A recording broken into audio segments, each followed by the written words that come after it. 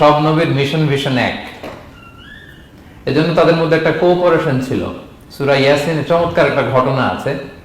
একটা জনপদের নাম উল্লেখ করা হয়নি, কিন্তু কোন কোন মুফাসসির বলেছেন এটা তুরস্কের আন্তাকিয়া জনপদে আল্লাহ একটা কাজে, দাওয়াতি কাজে দুইজন নবীকে পাঠালেন। কয়জন?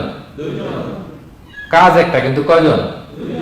এরকম সাধারণত অন্য নবীদের ক্ষেত্রে হয় না, কোরআনে পাওয়া যায় না যে এক কাজে এক জায়গায় দুই নবী, এরকম হয় না।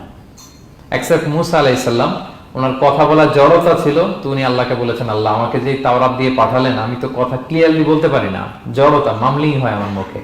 তো আমার ভাই আখি হারুন আফসাহু মিন্নি লিসান, ও খুব ফ্লুয়েন্ট ছিল, আমি নেতৃত্ব দিব, কিন্তু হারুন ভোকাল দিবে, আপনি তাকে নবী বানায় দেন।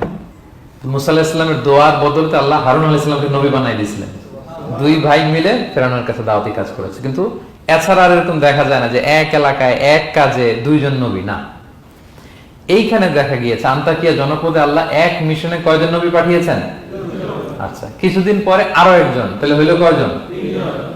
এক কাজে এক জনপদে এক এলাকায় মোট তিনজন নবী, কিন্তু এদের মধ্যে কোনো মারামারি নেই।